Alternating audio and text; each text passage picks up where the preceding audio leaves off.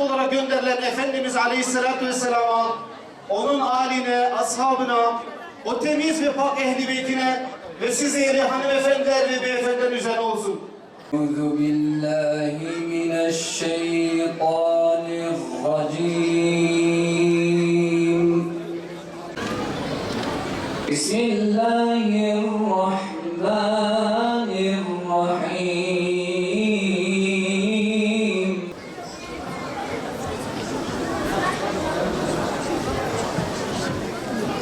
ولا تحسبن الذين قتلوا في سبيل الله أمواتا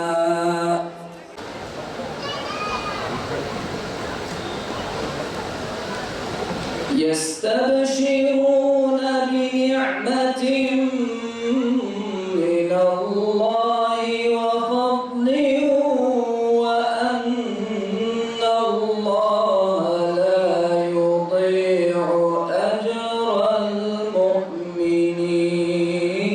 المؤمنين قالوا حسبنا الله ونعم الوكيل.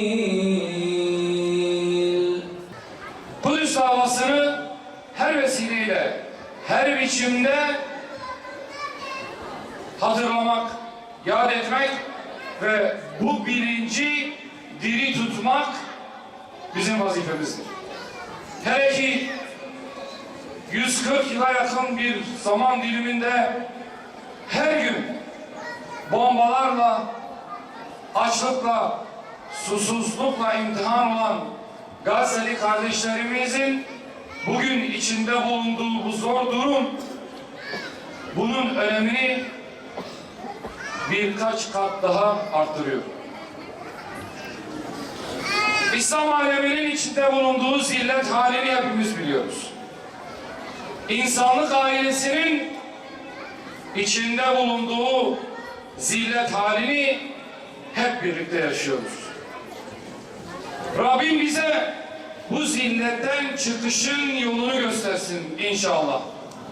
Çünkü gözlerimizin önünde adeta canlı yayında çocuklar, kadınlar, ihtiyarlar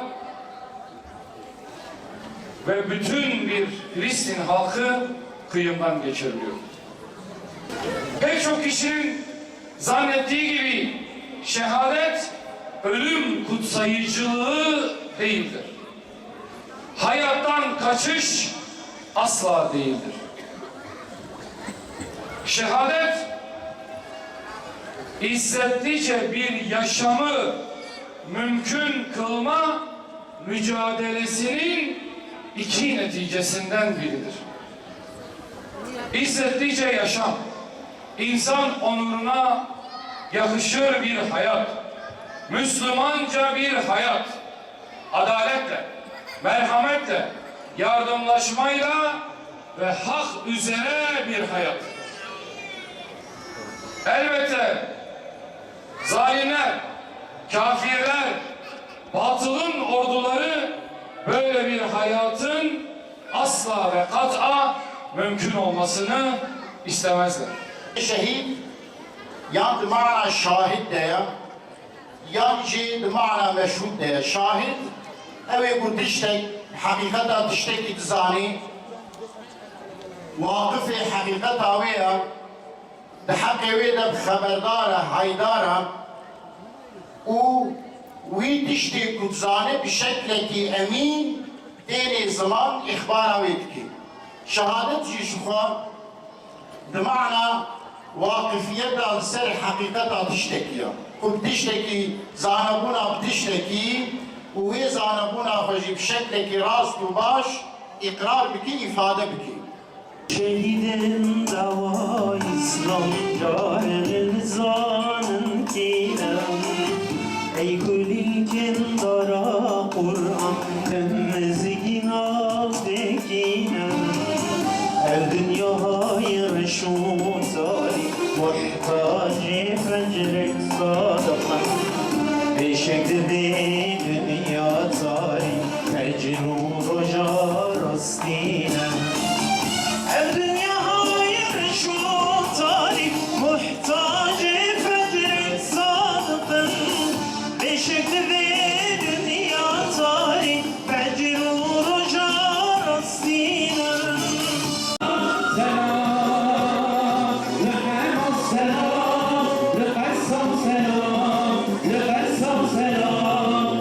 Yedik ama biraz pişirmiştiler. Olur mu Habibi? Enfes ki enfes.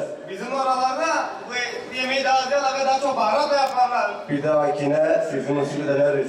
Sahi biz neden buluştuk? Bir şey olmuştu. Yine bir şeyler de bu notlarında olacaktı. Toplantı var dediler geldik. Niye geldiğimizi ben de bilmiyorum. Fakat nasıl ayrılacağımız gayet belli. Yine bazı kararlar verir gideriz buradan.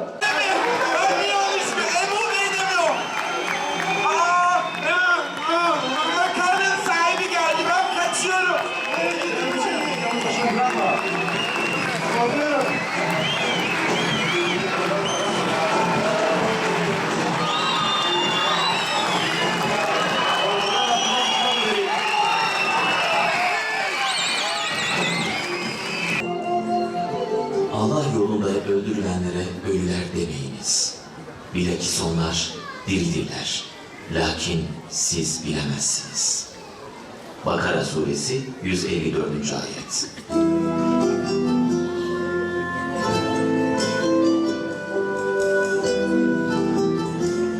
Şehadet bize bir son değil, başlangıçtır. İşte şüheda bahçesinin gülleri. Malcolm X, Şeyh Şamil, Şeyh Said, Şeyh Esat Erbilli, İskilipli Atıf Hoca, Molla Zeki, Molla Gıyasettin Bağlar, Şamil Basayev. Yarın bir gün inşallah bu ortaya çıkacak. Dedim ki 7 Ekim gerçekten abartmıyorum. Dünyanın en önemli dönüm günlerinden, devrimlerinden, inkılaplarından biri olduğunu göreceğiz.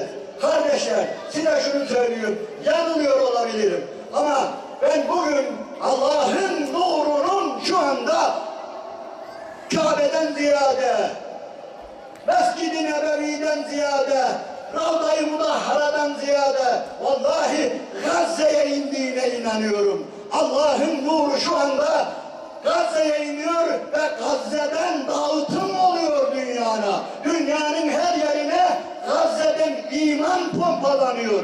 Vallahi Gazze'ye bakarak Allah Gazze'yi öyle bir gösterdi ki bize. Dikkat ederseniz hepimizin yaşı içerisinde ne kadar zulüm gördü bu İslam alemi.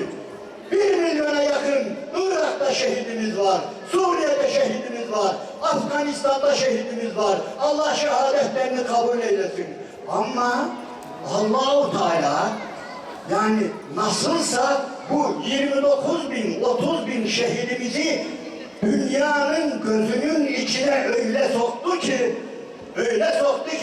milim saniye insanlığa gösterdi. Allah-u Teala Gazze'yi özellikle Avrupa'nın baş şehirlerine, Paris'e, New York'a, Londra'ya, Varşova'ya yani bütün Avrupa'nın baş şehirlerindeki sivillere gösteriverdi. Öyle gösterdi ki nurunu da gösterdi.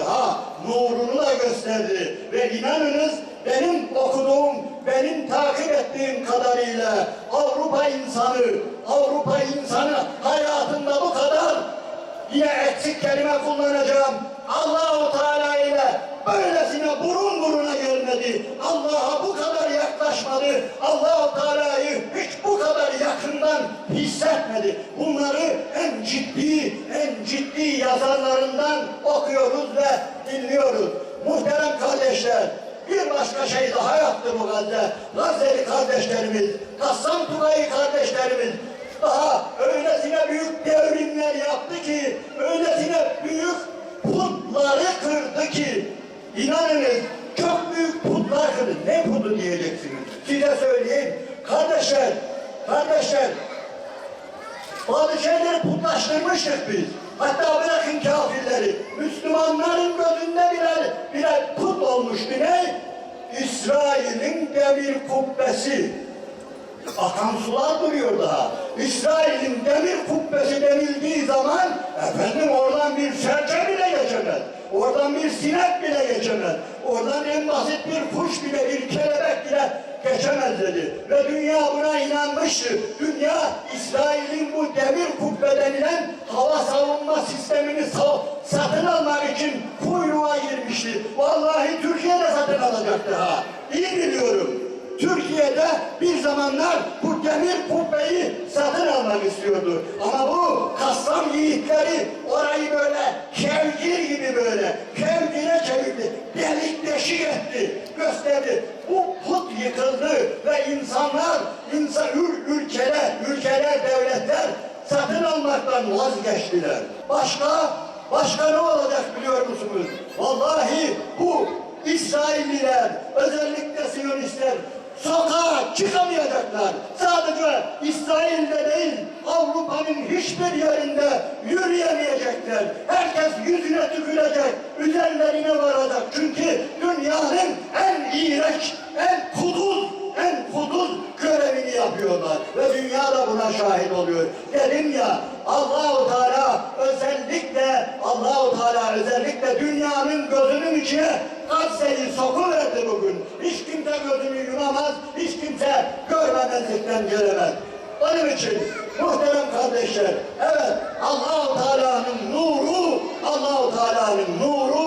Gazze'ye iniyor ve Allah dinini öylesine yayacak ki dikkat edin şu anda var ya yapılan araştırmalara göre Müslüman olanların, özellikle Avrupa'da Müslüman olanların sayısı öylesine artıyor ki son bir ay içinde Fransa'da 17.000 kişi Müslüman olmuş diyor. Yapılan araştırmalara göre kendiler diyorlar. 2045 yılında, 2050 yılında Belçika'ydı, Danimarka'ydı, bilmem neydi. Biteceğiz diyorlar kendiler. Bitiyoruz, tükeniyoruz. Niye? Özür dilerim. Evlenen yok, doğuran yok, çocuk sahibi olan yok. Her birinin elinde bir köpek geziyorlar. Ve Allah'ın izniyle oradaki Müslümanlar yani başka bir şey yapmasa bile bu çoğalmalarıyla oralar en kısa zamanda İslam'ın eline geçecek. Ey kimsesizlerin kimsesi, çaresizlerin çaresi, zayıfların kuvveti, darda kalanların halaskarı, sonsuz merhamet sahibi olan Allah'ım.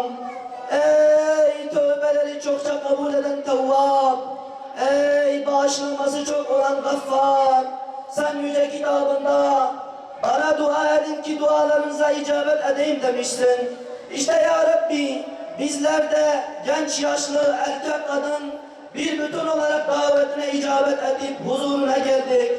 Bizleri açık bilerek veya bilmeyerek işlediğimiz bütün günahlarımızdan, işlerimizdeki aşırılıktan tövbe etmeye geldik. Tövbelerimizi kabul et. Bizi affı mağfiret et Allah'ım.